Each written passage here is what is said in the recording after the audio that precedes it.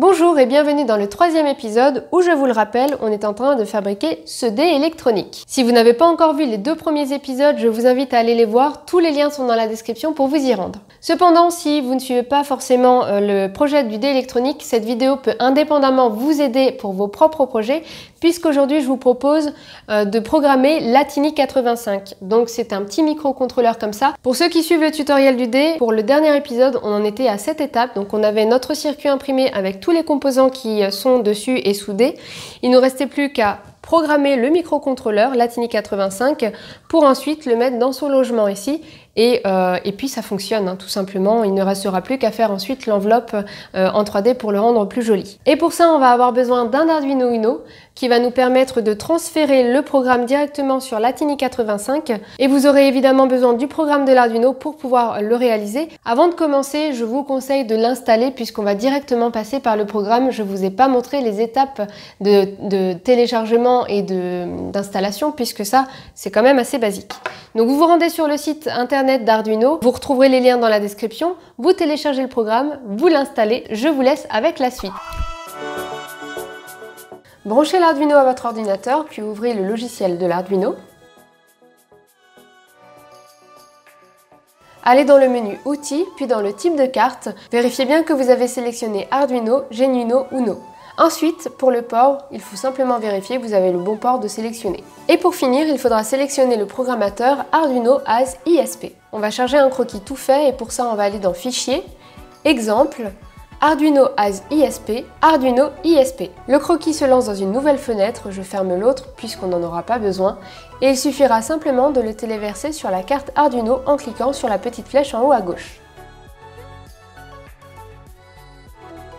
Comme indiqué en bas à gauche, le téléversement est terminé. On peut donc débrancher l'Arduino pour pouvoir connecter l'Atini. Voici le schéma des branchements à réaliser. Je vous invite à mettre pause pour prendre le temps de le faire. N'oubliez pas de mettre un condensateur de 10 microfarad en respectant le sens de la ligne blanche. Moi, je me suis fabriqué un petit module tout déjà pré-câblé, mais ça revient exactement pareil, c'est juste que c'est plus pratique. Faites bien attention au sens de votre microcontrôleur en vous basant sur le petit point en haut à gauche qui se situe au niveau de la pin Reset. On rebranche la carte Arduino pour alimenter le tout et on retourne sur l'ordi. Dans le programme, on va aller dans Fichier, puis Préférences. Et dans Gestionnaire de cartes, on va ajouter une adresse que vous trouverez dans la description. Ça permettra au programme de reconnaître la structure de l'Atini. On valide, puis dans Outils, Type de carte, Gestion de carte, on va aller chercher Atini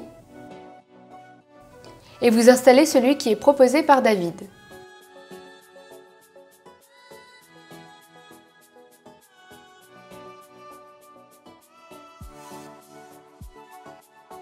Maintenant, on va pouvoir charger le bon type de carte en sélectionnant Atini.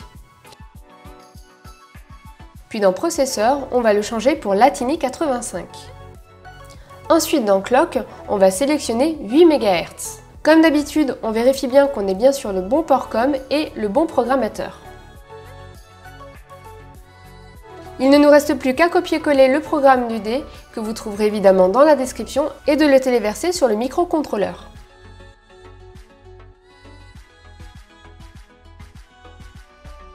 Voilà, c'est terminé.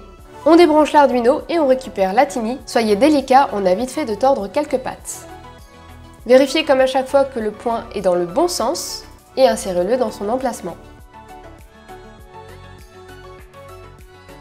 Voici maintenant venu le plaisir de voir si le dé fonctionne pour la première fois. On appuie sur l'interrupteur et ensuite il suffit de secouer le dé pour le faire fonctionner. Le chiffre restera affiché pendant 7 secondes et il ne sera pas possible durant cette période de relancer le dé.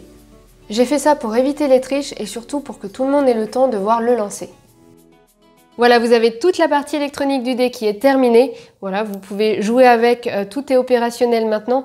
Il n'est pas très joli, il reste encore à faire l'enveloppe en 3D. Petite parenthèse par contre, si vous allumez votre dé et que vous voyez qu'il y a des LED qui ne fonctionnent pas très bien, vérifiez la polarité de vos LED, il est possible que vous ayez inversé le plus et moins. Ou alors, vérifiez aussi vos soudures, il est possible que vous ayez mal fait votre soudure et du coup ça fait pas le contact.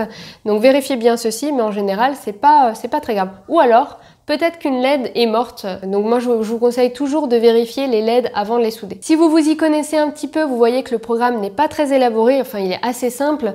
Si vous voulez prendre la liberté de l'améliorer et de me l'envoyer, n'hésitez surtout pas. Je le mettrai à la disposition de tous et voilà, ça vous fera un petit peu de travail à vous aussi. Voilà, l'avant-dernière vidéo est terminée, il ne nous reste plus qu'à voir la fabrication du dé en 3D. Il faut savoir que ça m'a pris quand même pas mal de temps étant donné que je n'y suis pas arrivée du premier coup. Il a fallu que je fasse pas mal d'impressions, que je teste pour voir si ça fonctionne, etc. Donc ça, on va le voir dans la prochaine vidéo. Donc vous avez plus de travail à faire. Vous, dans la prochaine vidéo, il vous suffira simplement de prendre le fichier STL, de le mettre dans votre imprimante ou de le faire imprimer par des services si vous n'avez pas d'imprimante et ensuite de recomposer tout le système pour que tout fonctionne et que tout soit joli. Du coup, je vous retrouve dans la dernière vidéo pour cette étape-là. Comme d'habitude, n'hésitez pas à vous abonner à la chaîne et d'activer la petite cloche pour ne pas manquer mes prochaines vidéos. Un petit commentaire si vous avez besoin de renseignements supplémentaires, des questions, etc. Un petit pouce bleu fait toujours plaisir et moi, je vous dis à très bientôt dans une prochaine vidéo. Bye!